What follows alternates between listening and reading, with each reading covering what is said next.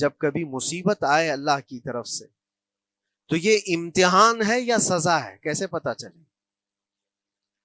ظاہر سی بات ہے ہر کوئی یہ کہتا ہے یہ تو اللہ کی طرف سے امتحان ہے، آزمائش۔ ہم بھی اندر تھے تو یہ بار بار احساس دلایا جاتا تھا، اور بعض لوگ یہ کہتے تھے کہ اللہ کی طرف سے آزمائش ہے، امتحان ہے، اس کو گزار لیجیے۔ بعض مرتبہ امتحان ہے اور بعض موقعوں پر سزا ہے، اور سزا کب ہے اور امتحان کب ہے یہ کیسے پتا چلے؟ برادران ملت اسلامی، السلام علیکم ورحمۃ اللہ وبرکاتہ۔ الحمدللہ الحنان المنان الذي خلق الانسان وعلمه البيان، والصلاة والسلام على رسوله سيد الانس والجان وعلى آله واصحابه ذوي الخير والاحسان، اما بعد، فاعوذ بالله من الشيطان الرجيم، بسم الله الرحمن الرحيم، وَأَمَّا بِنِعْمَةِ رَبِّكَ فَحَدِّثْ، صدق اللہ مولانا العظیم۔ بارگاہ رسالت معاب صلی اللہ علیہ وسلم میں درود پاک کا ہدیہ پیش کریں۔ اللہم صلی علی سیدنا و مولانا محمد معدن الجود والکرم وآلہ واصحابہ الکرام وابنہ الکریم وبارک وسلم صلاة دائمة سرمدا ابدا۔ قرآن عظیم میں اللہ رب العزت ارشاد فرماتا ہے وَقَلِيلٌ مِّنْ عِبَادِيَ الشَّكُورُ، میرے بندوں میں شکر کرنے والے بہت کم ہیں۔ اور یہ بات صحیح ہے کہ بندے پر بے شمار نعمتیں اللہ تعالیٰ عطا کیا ہے، بے شمار ہیں۔ وَإِن تَعُدُّوا نِعْمَتَ اللَّهِ لَا تُحْصُوهَا، اگر تم اللہ کی نعمتوں کو گننا چاہو گے تو شمار نہیں کر سکو گے۔ شیخ سعدی رحمۃ اللہ تعالیٰ علیہ فرماتے ہیں کہ تمہارا ایک سانس لینا بھی نعمت ہے، سانس کا باہر نکالنا بھی نعمت ہے، اور اگر صرف سانسوں کی نعمتوں کا شکر ادا کرنے پر بندہ بیٹھ جائے تو پوری عمر اس کی تمام ہو جائے، باقی نعمتوں کا کیا ہے؟ بے شمار نعمتوں سے نوازا ہے اللہ تعالیٰ نے، لیکن انسان کی فطرت میں یہ بھی ہے کہ کبھی ایک چیز کی کمی محسوس ہوتی ہے تو وہ واویلا مچاتا ہے، بہت شور کرتا ہے کہ مجھے یہ تکلیف ہوئی، وہ تکلیف ہوئی۔ اس کے صحت کے زمانے کو وہ یاد نہیں کرتا، مصیبت کے زمانے کو بہت جلدی یاد کرتا ہے۔ اسی لیے شکر گزار بندے بہت کم ہیں۔ عادت یہ ڈال لیں جب مصیبت آئے، کوئی تکلیف آئے تو ہمارے اندر یہ احساس پیدا ہو جائے کہ میرے گناہ اس سے بھی بڑی مصیبت کے لائق تھے، اللہ نے کم مصیبت عطا کی۔ جب کوئی بیمار ہو جائے، جب کبھی کسی آفت میں مبتلا ہو جائے تو یقیناً درد تو ہوتا ہے، آدمی سہن نہیں کر پاتا، لیکن احساس دل میں یہ پیدا کرے اگر وہ انصاف کرنے پر آئے رب تبارک و تعالی میرے ہر گناہ کے بدلے بڑی بڑی سزائیں دے سکتا ہے، میں چھوٹی سی سزا میں ملوث ہوں، اللہ کریم اس کا شکر ہے۔ اسی طرح سے میرے عزیزو، ایک بات میں آپ کو بتاتا ہوں، خاص طور پر ہمارے قید کے زمانے میں بہت سارے ایسے قیدی جیل کے اندر جانے کے بعد ان کے حالات ایسے ہو جاتے ہیں، وہ نا امید اور مایوس ہو کر کفریہ جملے بکنے لگ جاتے ہیں۔ ان کے حالات ایسے ہو جاتے ہیں کوئی خدا نہیں، اگر ہوتا تو ہماری سنتا، بہت کچھ عبادتیں بھی کرتے ہیں، نہیں جب قبول ہوتی ہے تو مایوس ہو جاتے۔ تو یہ تو اندر کے حالات ہیں، باہر بھی کسی کے ساتھ ایسا ہو سکتا ہے۔ میں تو 10 سال سے دعا کر رہا ہوں، اولاد ہی نہیں ہوئی، کوئی یہ کہتا ہے شادی ہو گئی 10 سال ہو گئے بچے نہیں ہو رہے ہیں، کوئی یہ کہتا ہے کہ میری بیٹی کا رشتہ ہی نہیں ہو رہا، ہر وظیفہ کر لیا، ہر دعا کر لیا، پھر یہاں سے نا امیدی، ناشکری، یہ جملے انسان کو کہاں تک پہنچا دیتے ہیں۔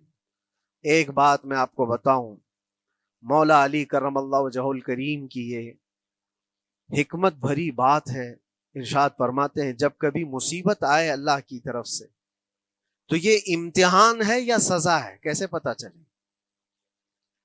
ظاہر سی بات ہے ہر کوئی یہ کہتا ہے یہ تو اللہ کی طرف سے امتحان ہے، آزمائش۔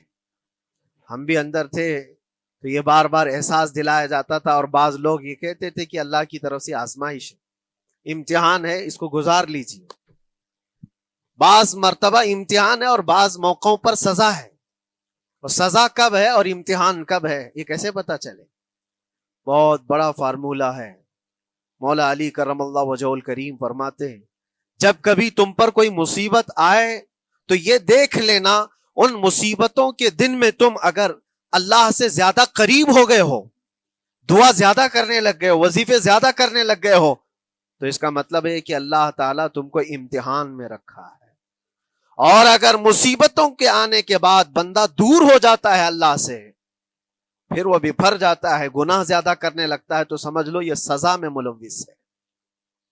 اب سب کی زندگی میں یہ مصیبتیں جب آتی ہیں تو خود اپنے آپ کو ریئلائز کرے، احساس کر کے دیکھے کہ مصیبت آئی ہے تو میرے ہاتھ میں تسبیح آ گئی یا پھر گالی گلوچ. مصیبت یا آفت آئی ہے میرے گھر پر تو میں عبادت اور نماز کی طرف زیادہ جا رہا ہوں یا پھر عیش و عشرت کی طرف زیادہ جا رہا ہوں. تو تمہیں خود پتا چل جائے گا کہ تم اللہ کی طرف سے امتحان میں ہو یا پھر سزا میں ہو. میرے عزیزو، بہت مقامات ایسے ہیں جہاں پر بظاہر مصیبت کی حکمت ہمیں نہیں معلوم ہوتی کہ کیوں آئی یہ مصیبت، کیوں دی گئی ہے ہمیں ایسی تکلیف. اسی کا نام تقدیر ہے کہ اللہ تعالیٰ کے لکھے ہوئے پر راضی رہنا یہ مومن کی شان ہے. مومن کو ہمہ وقت اللہ تبارک و تعالیٰ کی طرف سے لکھی ہوئی اس تقدیر پر راضی رہنا ہے. آپ کو میں ایک بات بتا دوں، حضرت ابو جندل ایک صحابی ہیں، مکہ مکرمہ میں ایمان لائے. رسول پاک صلی اللہ تعالی علیہ وسلم جب ابھی مکہ میں تھے، اس وقت غریب صحابہ کو کفار مکہ، مشرکین مکہ کس طرح سے پکڑ کر مارتے تھے، کیسے کیسی سزائیں دیا کرتے تھے. اسی اسنا میں اللہ کے نبی صلی اللہ علیہ وسلم ہجرت کر کے مدینہ تشریف لے گئے. لیکن جو ابو جندل تھے یہ قید میں تھے، قید میں تھے. ان کا باپ خود ان کو قید میں رکھا ہوا تھا، اور ایسی قید کہ زنجیریں بندھی ہوئی رہتی تھی. مسلسل کئی سال گزر گئے. حضور پاک صلی اللہ تعالی علیہ وسلم کی ہجرت کے 6 سال گزر جانے کے بعد 7واں سال تھا جب آپ کو بتاؤں حدیبیہ کا وہ منظر پیش آیا جس کو صلح حدیبیہ کہا جاتا ہے. تقریباً 1400 صحابہ کے ساتھ رسول کریم صلی اللہ تعالی علیہ وسلم عمرہ کرنے کے لیے آئے. لیکن اس وقت مکہ کے کفار و مشرکین مکہ سے تقریباً 35 کلومیٹر باہر دور آپ کا راستہ روک لیا. کہا ہم آپ کو عمرہ کرنے نہیں دیں گے، آپ کے اصحاب کو، آپ کے صحابہ کو ہم مکہ میں انٹر ہونے نہیں دیں گے. جنگ جیسی نوبت آ گئی تھی. لیکن حضور پاک صلی اللہ تعالی علیہ وسلم اور صحابہ احرام پہن کر کے عمرہ کرنے کے لیے آئے. تو پھر درمیانی راستہ یہ اختیار کیا گیا. حضور پاک صلی اللہ علیہ وسلم نے فرمایا کہ ہم صلح کر لیتے ہیں، کچھ ایگریمنٹ ہو جائے ہمارے اور تمہارے درمیان، جنگ نہیں کریں گے، آج سے جنگ بندی ہو جائے. تو کفار مکہ اس بات پر راضی ہوئے، اور اس کے بعد صلح، جس کو کہتے ہیں صلح حدیبیہ، یہ بہت مشہور ہے. صلح حدیبیہ ہوئی، اس میں سارے پوائنٹس جو لکھے گئے تھے ایگریمنٹ کے اندر وہ سب مکہ والوں کی حمایت میں زیادہ تھے. دبا کر کے انہوں نے صلح کی تھی اس طرح سے ان کے نظام کے مطابق. یعنی اگر کوئی مکہ سے بھاگ کر مدینے جائے تو انہوں نے ایگریمنٹ میں لکھایا تھا کہ آپ کو وہ شخص ہمیں واپس کرنا پڑے گا، اور اگر مدینے سے کوئی بھاگ کر ہمارے پاس آئے تو ہم اس کو اپنے پاس رکھیں گے، ہم باہر واپس نہیں بھیجیں گے. تمہارا کوئی آدمی ہمارے پاس آ گیا بھاگ کر کے، یا ہمارا ہی وہاں رہنے والا کوئی آدمی آ گیا آپ کی امان سے نکل کر کے، تو ہم اس کو اپنے پاس رکھیں گے. ایسی بہت ساری شرطیں تھیں. میں کیوں کہہ رہا ہوں یہ بات سن لیجیے. یہ صلح حدیبیہ ہو گئی، ایگریمنٹ ابھی لکھا جانا تھا. وہ ابو جندل صحابی جو کئی سالوں سے مکہ میں قید میں تھے، زنجیریں توڑ کر کے وہ باہر نکل آئے. اور جب ان کو یہ خبر ملی کہ مکہ سے 35 کلومیٹر دور اللہ کے نبی صلی اللہ تعالی علیہ وسلم اپنے صحابہ کے ساتھ پڑاؤ ڈالے ہوئے ہیں اور تشریف لانے والے ہیں، کسی طرح بچ بچاتے ہوئے وہ وہاں پہنچ گئے حدیبیہ کے مقام پر. جیسے ہی وہ پہنچے صحابہ میں ایک شور ہو گیا. صحابہ جانتے تھے کہ کتنے سالوں سے ابو جندل قید میں ہے، طرح طرح کی اذیتیں اٹھاتا ہے، بہت مصیبتیں اٹھائی ہیں ابو جندل نے. دیکھا ان کے جسم پر پورے زخموں کے نشان تھے، ہاتھوں اور پیروں میں زنجیریں لٹکی ہوئی تھیں. وہ اسی حالت میں صحابہ کے پاس آ گئے. صحابہ سب نے سینے سے سینہ لگایا، استقبال کیا، ابو جندل تم آ گئے ہمارے پاس، آ گئے۔ اب بات سنو، بڑی حیرت کی ہے، ایگریمنٹ لکھا جا رہا تھا اور ابو جندل مکہ سے فرار ہو کر کے آئے تھے۔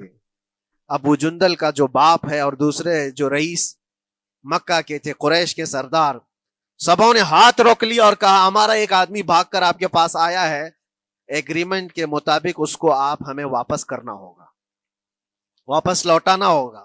مکہ میں رہنے والا شخص آپ کے پاس آیا ہے، وہ ہمارا قیدی ہے۔ حضور پاک صلی اللہ تعالی علیہ وسلم نے فرمایا ابھی تو لکھا نہیں گیا، اس سے پہلے وہ آیا ہے، چھوڑ دو اس کو، اس کے بعد جو بھی ہوگا اس پر عمل کریں گے۔ مکہ والوں نے کہا نہیں، ہم نہیں مانتے اس چیز کو۔ حضور پاک صلی اللہ تعالی علیہ وسلم نے یہاں تک فرمایا اس ایک شخص کو میری ضمانت میں دے دو، باقی تمہاری ساری شرطیں منظور کر لی جائیں گی۔ وہ رحمت للعالمین، نبی اکرم صلی اللہ تعالی علیہ وسلم اپنے غلاموں پر رحم کیسے نہ کریں۔ جب ان حالات میں دیکھا ابو جندل کو تو صحابہ بھی حضور کے پاس آئے اور کہا یا رسول اللہ صلی اللہ علیہ وسلم صلح کیوں کر رہے ہیں ان کے ساتھ، جنگ کریں گے ہم ان کو، ہم نے بدر میں، احد میں، خندق میں ان کے ساتھ جو مقابلے کی ہمیں تجربہ ہے، ہم ان کے پرخچے اڑا دیں گے، آپ اجازت دیں ہم جنگ کریں گے۔ اللہ کے نبی فرماتے ہیں میں جو دیکھ رہا ہوں وہ تم نہیں دیکھ رہے ہو، اللہ کا حکم نہیں ہے جنگ کرنے کا، صلح ہے۔ صلح ہو گئی، لکھا جا رہا تھا، اور یہ ابو جندل آئے۔ اب جب حضور پاک صلی اللہ تعالی علیہ وسلم نے فرمایا ٹھیک ہے، ایگریمنٹ کے مطابق ابو جندل کو مکہ واپس بھیجنا پڑے گا، اتنا فرمایا تھا حضور نے، ابو جندل دھاڑے مار مار کر رونے لگے اور صحابہ کو جا کر کے اپنے زخم دکھانے لگے کہ دیکھو مجھے واپس بھیجا جا رہا ہے، مجھے واپس بھیجا جا رہا ہے۔ تو صحابہ کے اندر بھی جوش تھا، اپنا آدمی جب کوئی اتنا مظلوم ہو، اتنا مار کھایا ہو، اور پھر واپس انہی ظالموں کے سامنے اس کو بھیجا جانا ہو تو کیا کیفیت ہوگی۔ تو وہ ابو جندل سارے صحابہ کے بیچ میں چھپ چھپاتے ہوئے رو رہے تھے۔ اللہ کے نبی صلی اللہ علیہ وسلم تشریف لائے اور فرمایا ابو جندل میں کہہ رہا ہوں واپس چلے جاؤ، واپس جاؤ، مکہ جاؤ۔ تو انہوں نے کہا یا رسول اللہ صلی اللہ علیہ وسلم ان زخموں کے ساتھ واپس جاؤں؟ اللہ کے نبی صلی اللہ علیہ وسلم نے فرمایا ہاں ابو جندل، اللہ کی مرضی یہی ہے، اور اللہ کا نبی وہی کہتا ہے جو اللہ کی مرضی ہوتی ہے۔ یہ میں کہہ رہا ہوں بظاہر تکلیفوں کی حکمت ہمیں معلوم نہیں ہوتی، لیکن ہمیں عمل کرنا چاہیے۔ نبی پاک صلی اللہ تعالی علیہ وسلم کا جب حکم ہوا، ابو جندل انہی زنجیروں کے ساتھ ان کے باپ کے حوالے کر دیے گئے، وہ گھسیٹتے ہوئے لے جا رہا تھا، گھسیٹتے ہوئے واپس انہی قیدیوں کی طرح لے جا رہا تھا۔ سب کی آنکھوں میں آنسو تھے، لیکن حکمت الہی کیا ہے یہ کون جانتا ہے۔ بظاہر اللہ تبارک و تعالیٰ کی طرف سے یہ دی ہوئی آزمائشیں، یہ تکلیفیں، اس کی حکمت وہ بہتر جانتا ہے۔ جب ابو جندل کو واپس کیا گیا، ایک سوال اٹھتا ہے میرے عزیزو، یہ میں قید کی حالت میں رہ کر کے ایک شخص نے مجھ سے سوال کیا تھا، آپ تو اللہ کے نبی صلی اللہ تعالی علیہ وسلم کی ناموس کی بات کرتے ہو، حضور کی محبت کی بات کرتے ہو، ان کے عشق کی بات کرتے ہو، اور یہ بھی کہتے ہو کہ نبی پاک صلی اللہ تعالی علیہ وسلم دستگیری کرتے ہیں، اپنے غلاموں کی مدد کرتے ہیں، تو اتنے دنوں سے کیا آپ نے حضور کو نہیں پکارا؟ کیا رسول پاک صلی اللہ تعالی علیہ وسلم سے محبت اور عشق کی بات کے بعد آپ نے بھیک نہیں مانگی؟ اس وقت یہ واقعہ یاد آیا، میں تو ابو جندل کے پاؤں کے ناخن کی مٹی کے برابر بھی نہیں۔ وہ صحابی رسول تقریباً ان کے متعلق کہا گیا ہے 6 سے 8 سال تک وہ ان کی قید میں رہے، تو کیا رسول پاک صلی اللہ علیہ وسلم کو خبر نہیں تھی؟ خبر تھی، لیکن ہوتا ایسا ہے کہ جو جتنی محبت کرتا ہے اتنے ہی امتحانوں سے گزارا بھی جاتا ہے، اس کو امتحان دینے پڑتے ہیں۔ اسی لیے بار بار میں یہ بات کہتا ہوں، حضور پاک صلی اللہ تعالی علیہ وسلم کی ناموس کی بات کرنا، عظمت رسالت کی بات کرنا، یہ حلوے پراٹھے کھانے کا نام نہیں ہے، یہ شہادت گہے الفت میں ہے قدم رکھنا۔ لوگ آسان سمجھتے ہیں مسلمان ہونا، حضور پاک صلی اللہ تعالی علیہ وسلم کی شریعت طاہرہ کو بچانے کے لیے ہی تو، حضور کی ناموس کی حفاظت کے لیے ہی تو مولا امام حسین نے اپنی گردن دے دی، اپنے بچوں کی قربانی دے دی، اپنا عیش آرام سب تیاگ دیا۔ یہ ساری قربانیوں کے بعد ہی اس امتحان سے بندہ نکلتا ہے. وہ امام احمد بن حنبل جن کے سینے میں 5 لاکھ حدیثیں محفوظ تھیں, رسول پاک صلی اللہ علیہ وسلم کی 5 لاکھ حدیثوں کے حافظ, لیکن بغداد کے ظالم حکمرانوں نے ان کو ننگی پیٹھ پر کوڑے مارے ہیں. پہلی مرتبہ 100 کوڑے, دوسری مرتبہ پھر 100 کوڑے, تیسری مرتبہ پھر 100 کوڑے. اتنے میں تو آدمی مر جاتا ہے. امام احمد بن حنبل کی پیٹھ جھک گئی تھی. میرے عزیزو, یہی ہے جس کو ہم کہہ رہے شہادت گہے الفت میں ہے قدم رکھنا. اگر تم سچا ایمان رکھتے ہو تو پھر آزمائش بھی ہوگی. اللہ کریم قرآن میں فرماتا ہے فَلَيَعْلَمَنَّ اللَّهُ الَّذِينَ صَدَقُوا وَلَيَعْلَمَنَّ الْكَاذِبِينَ. اللہ تبارک و تعالیٰ ضرور آزمائے گا سچا کون ہے اور جھوٹا کون ہے. مصیبتیں آئیں گی, آندھیاں آئیں گی, لیکن جمے رہو, ڈٹے رہو. اللہ رب العزت سے کبھی بھی اپنا رشتہ نہ توڑو. اور جو تمہارے اندر ایمان ہے, توکل اور یقین ہے, ذرا برابر بھی فرق آنے نہ پائے. آج نہیں قبول ہوئی کل ہوگی, کل نہیں قبول ہوئی پرسوں ہوگی, کبھی نہ کبھی تو دعا قبول ہوگی. دنیا داروں کے دروازے کھٹکھٹاتے ہیں تو ایک نہ ایک دن دروازہ کھلتا ہے. وہ ارحم الراحمین ہے, وہ ارحم الراحمین ہے, دروازے کھولتا ہے, لیکن وہ بہتر جانتا ہے کس وقت دروازہ کھلنا چاہیے. ہم اپنی مرضی کے مطابق رب کو نہیں چلا سکتے. مولا تعالیٰ جیسا چاہے ہمیں ویسا چلنا چاہیے.